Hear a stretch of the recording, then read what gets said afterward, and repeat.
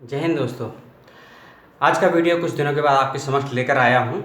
कुछ समस्याएं थी, उनको दरकिनार करते हुए आज का वीडियो हम शुरू करने वाले हैं। आज का वीडियो है कि आपके होने वाले एग्ज़ाम किस प्रकार से होंगे होंगे या नहीं होंगे, कितने समय का दिया जाएगा, 2 घंटे का या 3 घंटे का, और नए सत्र की प्रवेश प्रक्रिया क्या होगी, और आपको प्रमोट किया जाएगा पूर्व के विद्यार्थियों को या कोई नया एग्ज़ाम आपके लिए कंडक्ट किया गया है उसकी भी बात करेंगे, और आपकी पढ़ाई लिखाई ऑनलाइन मोड में होगी या ऑफलाइन मोड पे होगी इसकी भी बात करेंगे। और साथ ही यूजीसी ने जो 20 तारीख 3 दिन पूर्व जो नया नोटिफिकेशन निकाला है शिक्षा प्रणाली को लेकर, होने वाले एग्ज़ाम को लेकर, और जो भविष्य में एग्ज़ामिनेशन होंगे, एंट्रेंस की प्रवेश परीक्षाएं होंगी, उन सभी के विषय में ये वीडियो बनाया जा रहा है। वीडियो लंबा हो सकता है, कई विषयों को लेकर इस बात का ध्यान रखिएगा। वीडियो को पूरा देखेंगे तो आपको समझ में आएगा। यह यूजी के लिए भी है, पीजी के लिए भी है और शोधार्थियों के लिए भी है, टीचर्स के लिए भी है, यूनिवर्सिटीज़ के लिए भी है, और सिलेबस की जो कमेटी है उसके लिए भी है। तो वीडियो को सभी लोग देखें, और पहले ही बता रहा हूँ कि वीडियो लंबा होगा तो वीडियो को डिटेल में ज़रूर सुनिएगा, समझिएगा, क्योंकि कमेंट बॉक्स में सब चीज़ें लिखना पॉसिबल नहीं होता है। वीडियो को शेयर करिए, पूरा देखिए, और नए व्यूअर हैं तो चैनल को सब्सक्राइब करे बिना मत जाइएगा। तो शुरू करने वाले हैं आज का वीडियो एग्ज़ामिनेशन को लेकर, प्रवेश प्रक्रिया को लेकर, एग्ज़ाम को लेकर, और एडमिशन की क्या प्रक्रिया रहेगी उसको लेकर। तो जय हिंद साथियों, मैं आपका भाई देशद्रोही अपने चैनल पर लेकर आया हूँ ये वीडियो, जो कि अप्रैल 2020 का नया नोटिफिकेशन आया है यूजीसी का एग्ज़ाम प्रणाली को लेकर। इसको भूल जाइए, ये बाल लंबे हैं, गर्मी है इसीलिए बांध रखा है, और भी समस्या नहीं है, स्वास्थ्य ठीक है। पहली चीज़, नए सत्र की बात करते हैं जो कि 20 और 21 में चालू होने वाला है। ध्यान रखिएगा, उसकी पहली चीज़ जो कि बदलाव है, या कहें कि कई विश्वविद्यालयों में ये बदलाव चल रहा था लेकिन अब अधिकांश विश्वविद्यालयों में ये नियम लागू कर दिया जाएगा कि कक्षाएं मंडे टू फ्राइडे के स्थान पर मंडे टू सैटरडे होंगी। अब से आपने सही सुना, आप क्लासेस मंडे टू सैटरडे होंगी, यानी कि वीक में 6 डे क्लास होंगी, संडे का आपको हॉलीडे मिलेगा। यह एक बदलाव है। यदि किसी को पूरा नोटिफिकेशन की कॉपी चाहिए, जानकारी चाहिए, कमेंट बॉक्स में अपना ईमेल आईडी दीजिएगा, मैं आपको पर्सनली वह भेज दूंगा। पहली चीज़, इसको ध्यान से सुनिए, धैर्य से समझिए और स्वीकार करने की कोशिश कीजिएगा, क्योंकि लिखित में जब जानकारी आती है किसी नोटिफिकेशन की तो वह लागू करने के लिए ही आती है। तो 6 दिन का आपका क्लासेस होंगी, इस बात को याद रखिए, पहली चीज़। और दूसरी चीज़, जो वर्तमान में सत्र चल रहा है, ये समस्या बहुतों के लिए भी, मेरे बहुत से मित्र जो कि मेरे साथ में पढ़ रहे हैं या कोई दूसरे राज्यों में हैं, ईमेल करते हैं, पूछते हैं कि हमारी कक्षाएं कब तक चलेंगी, किस माध्यम से चलेंगी। तो उसका जवाब ये है, आपकी जितनी भी कक्षाएं जो हो रही हैं या होने वाले समय में आपके एग्ज़ाम से पूर्व होंगी, वह ऑनलाइन मोड में ही चलेंगी। स्काइप हो सकता है, गूगल मीट हो सकता है, जूम हो सकता है, गूगल क्लाउड हो सकता है, ये जितने भी सॉफ्टवेयर ऐप हैं इन्हीं के माध्यम से आपकी कक्षाएं होंगी। जब तक कोविड-19 का खतरा समाप्त होने की कगार पर नहीं पहुंच जाता है तब तक आपकी सभी कक्षाएं ऑनलाइन ही चलेंगी। और उसकी कक्षाओं की जो डेट है वह उसने दी है 15 मई 2030, क्षमा कीजिए 15 मई 2020। डेडलाइन 15 मई है, लेकिन यदि किसी का कोर्स पूरा नहीं होता है, कोई और समस्या है, तो 15 दिन का एक्सटेंड उसको ले सकते हैं, 30 मई तक कंडक्ट कराया जा सकता है। इस बात का ध्यान रखिएगा, लेकिन ऑनलाइन मोड में ही होंगी। आपके यहाँ नेट नहीं आता है, इंटरनेट की सुविधाएं नहीं हैं, तो उसके लिए एमएचआरडी ने एक सुझाव दिया है, जैसे कि स्वयं होता है, इग्नू होता है, वाणी होता है, स्वयं प्रभा होता है, ऐसे जो डिश टू एयर के फ्री टू एयर चैनल हैं उसके माध्यम से अपना अध्ययन और अध्यापन दोनों ही कर सकते हैं। ये विकल्प उन लोगों के लिए है जिनके पास ऑनलाइन की सुविधाएं नहीं है, नेट की सुविधा नहीं है, स्मार्टफोन, लैपटॉप, डिस्क ये नहीं है। इसका विकल्प दिया है, अपने टीवी चैनलों के माध्यम से आप वह देख सकते हैं, अपना ज्ञान अर्जन कर सकते हैं। कितना सही है कितना गलत है मैं उस पर नहीं जाऊँगा, जो नियमावली है मैं उस पर आ रहा हूँ।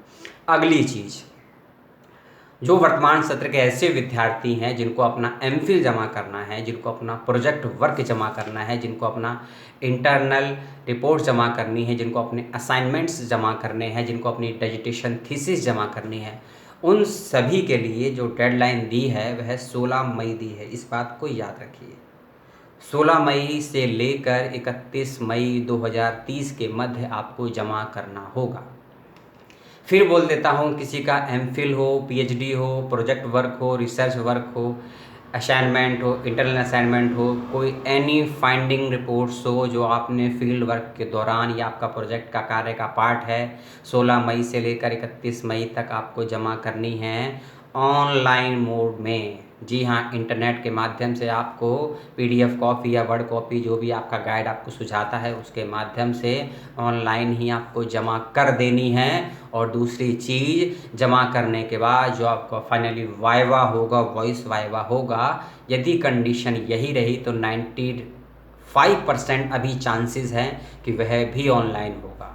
इस बात का ध्यान रखिए। यदि आपके पास नेट की सुविधाएं नहीं हैं तो जिस दिन आपका ये वाइवा होगा उस दिन आपको साइबर कैफ़े की मदद लेनी पड़ेगी या किसी अपने ऐसे सहयोगी, रिश्तेदार, दोस्त की मदद लेनी पड़ेगी जिसके पास इंटरनेट की और ख़ासकर वीडियो कॉन्फ्रेंसिंग की सुविधा हो, उसके पास आपको जाना होगा। चाहे आपको पैसा लगे या परेशानी हो, वह आपका निजी मामला है। प्रशासन और विश्वविद्यालय उसमें कोई हेल्प नहीं कर सकता है।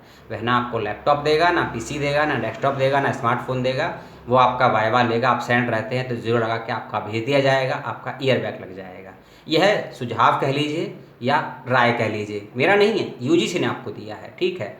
ऑनलाइन ही असाइनमेंट डिजिटेशन तीसरी जमा होगी और ऑनलाइन ही वाइवा होगा। इस बात को सुन लीजिए और समझ लीजिए। ये कुछ चीज़ें। अगली बात, एवोल्यूशन। आपने सुना होगा कि कुछ लोगों का एग्ज़ाम होगा या नहीं होगा या प्रमोट कर दिया जाएगा, इन सभी की बात चल रही है, उस पर हम बात करेंगे। पहली चीज़, 70 नंबर के आपके एक्सटर्नल थे और 30 नंबर के इंटरनल थे। वह वैसे के वैसे ही है, 100 नंबर का ही है, लेकिन एक बदलाव है। जो 70 का था उसको 50 कर दिया गया है, बस।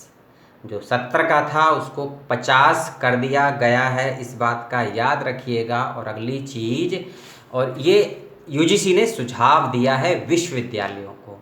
जो भी मैं आपको बातें बता रहा हूँ ये सब सुझाव हैं, UGC ने MHRD को दिए। MHRD ने सर्कुलर ला के नोटिफिकेशन जाहिर कर दिया है। अब ये राज्य हो या केंद्रीय विश्वविद्यालय हो या प्राइवेट विश्वविद्यालय हो, ये उन शिक्षण संस्थानों के हाथ में है कि वह इन सभी नियमों में से कितनों को लागू करते हैं या करवा पाते हैं, उनका हाथ में है, ठीक है। इस बात का ध्यान रखिएगा।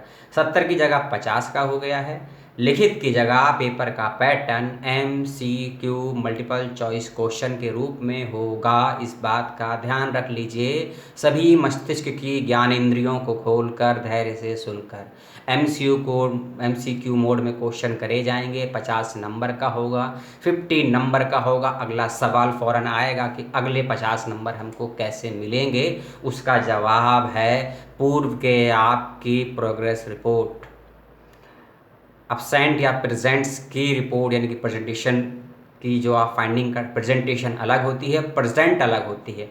कक्षा में कितने दिन उपस्थित रहे हैं उसकी रिपोर्ट के आधार पर, क्या क्या आपने प्रेजेंटेशन दिया है उसके आधार पर, कितने असाइनमेंट, सेमिनार, इंटर्नशिप आपने प्रोजेक्ट पर ली है उसके आधार पर, इन सभी आधारों पर 50 नंबर आपके तय होंगे।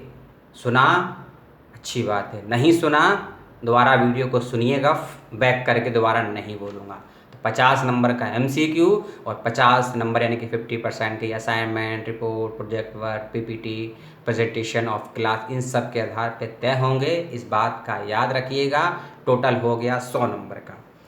एक चीज़ और, यदि कुछ कोर्सेज में, खासकर जो प्रोफेशनल कोर्सेज हैं या मास्टर्स के कोर्सेज, उसमें वॉइस वाइवा भी होता है प्रोजेक्ट रिपोर्ट सबमिट करने के बाद। जो कंडीशन MPhil और PhD के विद्यार्थियों पर लागू होनी है वही कंडीशन इन सभी विद्यार्थियों पर या ऐसे कोर्सेज में लागू होंगी जिसमें प्रोजेक्ट वर्क या डेटा कलेक्शन के बाद की प्रोजेक्ट रिपोर्ट या कोई लघु शोध कार्य होता है, तो उन सभी का जो वॉइस वाइवा होगा वह भी ऑनलाइन मोड पे होगा। उनका कार्य भी ऑनलाइन मोड पर ही जमा होगा। इस बात को ध्यान से सुन लीजिए और समझ लीजिए, इस बात की हम बता रहे हैं। अगली चीज़, ऐसे विद्यार्थी जो BA सेकेंड ईयर में हैं, ऐसे विद्यार्थी जो BA फर्स्ट ईयर में हैं और ऐसे विद्यार्थी जो BA थर्ड ईयर में हैं।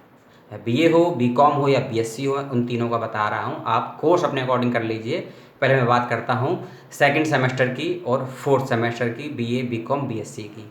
ऐसे विद्यार्थी जो BA सेकेंड सेमेस्टर और फोर्थ सेमेस्टर, उन सभी को प्रमोट करके अगले सेमेस्टर में भेज दिया जाएगा। यानी कि सेकंड वाले को थर्ड सेमेस्टर में और फोर्थ वाले को फिफ्थ सेमेस्टर में भेज दिया जाएगा। इस बात का ध्यान रखिएगा।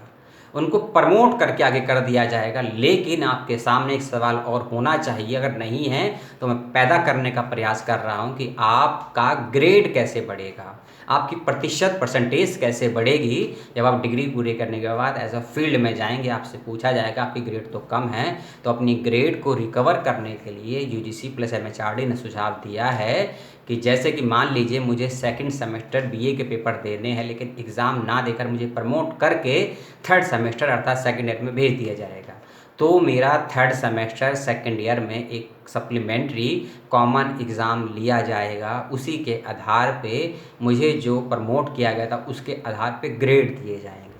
यानी कि फर्स्ट सेमेस्टर के जो एग्ज़ाम दिए हैं प्लस और जो कॉमन यानी सप्लीमेंट्री पेपर मैं दूंगा थर्ड सेमेस्टर में फर्स्ट ईयर की परसेंटेज को इंक्रीज़ करने के लिए या एवरेज करने के लिए, तो मुझे वो कॉमन एंड सप्लीमेंट्री एग्ज़ाम देना होगा। थर्ड ईयर के बच्चों को भी, फर्स्ट ईयर के बच्चों को भी, सेकंड ईयर के बच्चों को भी सेम यही कंडीशन, यही परिस्थिति और यही मोड एमए के बच्चों पर भी लागू होगा। जो सेकंड सेमेस्टर से थर्ड सेमेस्टर में भेजे जाएंगे उनको भी एमए के थर्ड सेमेस्टर में एक सप्लीमेंट्री या कॉमन पेपर दिया जाएगा, जिससे वह सभी विद्यार्थी किसी भी राज्य या स्टेट के हों, विश्वविद्यालय के हों, अपनी परसेंटेज को इंक्रीज़ कर सकते हैं, ग्रेड को बढ़ा सकते हैं। इस बात का ध्यान रखिएगा और धैर्य से सुन लीजिएगा। अगली चीज़ जो मैं बताने वाला हूँ कि एग्ज़ाम, जी हाँ, सुझाव एक और आया है कि जो आपके एग्ज़ाम होंगे मई और जून में, उनकी जो एग्ज़ामिनेशन डेट शीट है वह 7 दिन पूर्व ही आपको दी जाएगी। एक हफ्ता पूर्व आपको आपकी एग्ज़ामिनेशन डेट शीट सौंपी जाएगी ईमेल के माध्यम से, या परीक्षा फॉर्म जब आपके पास भरने के लिए आएगा, किसी भी मोड से आए, किसी भी माध्यम से आए, उसमें जो अपना ईमेल आईडी या व्हाट्सएप नंबर, फ़ोन नंबर देंगे, उसी के माध्यम पर आपको मैसेज भेजा जाएगा। और यदि 7 दिन पूर्व भी आपके पास सूचना नहीं आती है कि कब हमारा एग्ज़ाम होगा, टाइम टेबल क्या है, तो अपने परीक्षा कंट्रोलर के पास फ़ोन करिए, विभागाध्यक्ष से फ़ोन करिए, जो भी आपके पास संसाधन हैं उनको परेशान कर दीजिए, क्योंकि आप अभी तक स्वयं बहुत ज़्यादा बहुत ज़्यादा त्रस्त हो चुके हैं। तो उस कंडीशन में आपको अपना साल बचाना है, तो एग्ज़ाम कैसे होना है, कब होना है, ये आपको भी थोड़ी जद्दोजहद और करनी होगी, इस बात का याद रखिए। अगली चीज़ कि सत्र कब से चालू होगा, नया सत्र, और छुट्टियां पड़ेंगी कि नहीं पड़ेंगी, और प्रवेश प्रक्रिया लेने के बाद एंट्रेंस की प्रवेश प्रक्रिया किस प्रकार से होगी नए स्टूडेंट्स के लिए, अब हम उनकी बातें करने वाले हैं। पहली चीज़, जो पूर्व के विद्यार्थी यानी कि मेरे जैसे, उनका सत्र 1 अगस्त 2020 से चालू हो जाएगा। ऑनलाइन मोड पे हो या ऑफलाइन मोड पे हो, ये विश्वविद्यालय तय करेगा। इस चीज़ को समझ लीजिए कि 1 अगस्त 2020 से उनका नया सत्र, यानी कि सेकंड वाले का थर्ड सेमेस्टर हो, फिफ्थ सेमेस्टर हो या फिर फर्स्ट सेमेस्टर हो, इन सब के एग्ज़ाम 1 अगस्त 2020 से चालू हो जाएंगे। याद रखिएगा, यूजी हो, पीजी हो, एमफिल हो, रिसर्च हो, प्रोजेक्ट वर्क हो, पीडीएफ हो, कोई भी हो, इन सब के सेमेस्टर एग्ज़ाम पढ़ाई 1 अगस्त से चालू हो जाएंगी।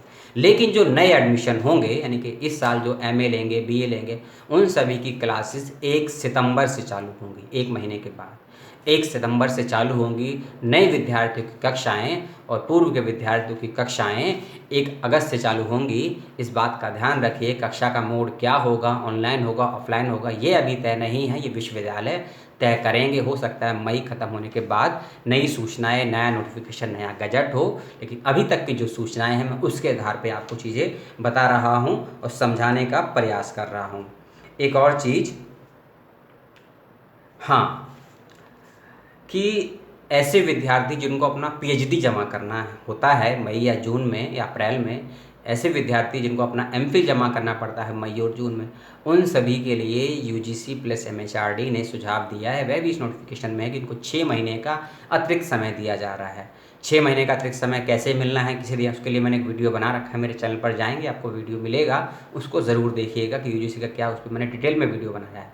लेकिन इसमें छोटा छोटा कह दूं कि 6 महीने का अतिरिक्त समय दिया गया है, और उस 6 महीने में आपको क्या सुविधाएं अतिरिक्त दी जाएंगी और किन सुविधाओं से आपको नजारत रहना पड़ेगा, यानी कि आपको वह सुविधाएं नहीं प्राप्त हो सकती हैं, उन सभी के लिए उस वीडियो को मेरे ज़रूर देखिएगा। कोशिश करूँगा उसका लिंक प्रोवाइड करवाने की, अगर प्राप्त हो पाया, क्योंकि टेक्निकली अभाव है थोड़ा मेरे पास, तो मैंने ये छोटा सा वीडियो बनाया लगभग 14-15 मिनट का, जिसमें मैंने आपको बताने का और समझाने का प्रयास किया कि एग्ज़ाम 3 नहीं 2 घंटे का होगा। इस बात को समझ लीजिए, सुन लीजिए 50-50 नंबर के 2 एग्ज़ाम होंगे। एक MCQ होगा 50 नंबर का आपका इंटरनल और 50 का एक्सटर्नल होगा। एक्सटर्नल में क्या क्या चीज़ें मांगी जाएंगी या देनी पड़ेंगी या किन रिपोर्ट्स के आधार पर आपके 50 नंबर के एक्सटर्नल काउंट होंगे।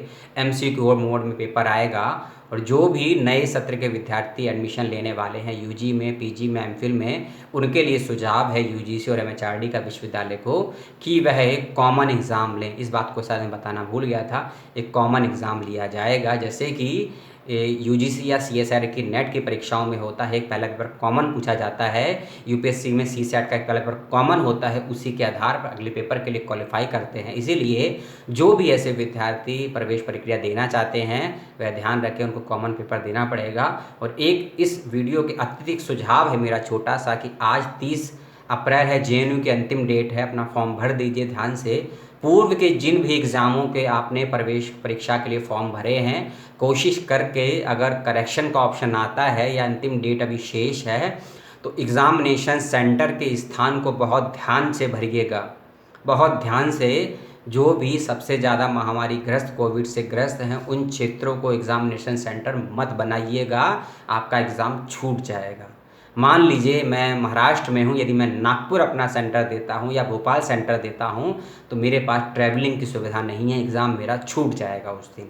तो ऐसे परीक्षा केंद्र दीजिएगा जहाँ आप पहुँच सकें या आपको संभावनाएं हों कि 2 महीने के बाद कंडीशन बेटर हो सकती है, हम एग्ज़ाम देने जा सकते हैं। क्योंकि या फिर फॉर्म भरने के बाद जिस विश्वविद्यालय का आपने फॉर्म भरा है वहाँ के हेल्पलाइन नंबर पर, परीक्षा विभाग पर यह बात रखिए कि यदि ऐसी स्वास्थ्य की कंडीशन ठीक नहीं होती है तो हम अपना एग्ज़ाम देने कैसे जाएंगे, क्या हमारा एग्ज़ाम घर पर होगा, उनसे ये पूछिए। एग्ज़ामिनेशन सेंटर तभी भरिए। इस वीडियो का पार्ट नहीं है लेकिन शिक्षा का पार्ट है, इसीलिए इस वीडियो में शेयर कर दिया मैंने, क्योंकि JNU की आज लास्ट डेट है और बहुत से एग्ज़ाम की CSIR का हो, ACITI का हो, इन सब की लास्ट डेट आ ली है। मेडिकल का एक पेपर है तो एग्ज़ामिनेशन सेंटर ध्यान से और धैर्य से भरिएगा। जो रेड स्पॉट जोन है वहाँ तो बिल्कुल मत भरिए।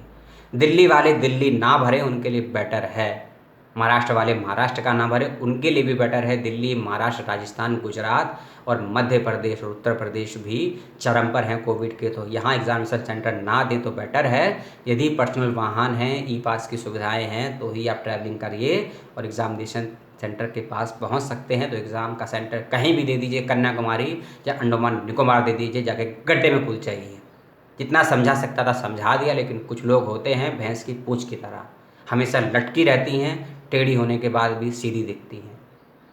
तो जो भी मैंने बकवास करी, जो भी समझाने का प्रयास किया, अच्छा लगा हो तो बहुत बहुत धन्यवाद, नमस्कार। और वीडियो को शेयर कर दिया हो तो बहुत अच्छा है, लाइक कर दिया हो तो भी अच्छा है। चैनल को सब्सक्राइब कर देंगे तो नई वीडियो आपको मिलेंगी। Exam, admission, fellowship, scholarship, internship के विषय में मेरा ये चैनल है और ऐसे ही वीडियो मिलेंगी। मैं कोई पत्रकार नहीं हूँ, कोई समाज सुधारक नहीं हूँ। जय हिंद, जय भारत। वीडियो को शेयर करे बिना मत जाइएगा। सभी को मेरा प्रणाम। जय हिंद।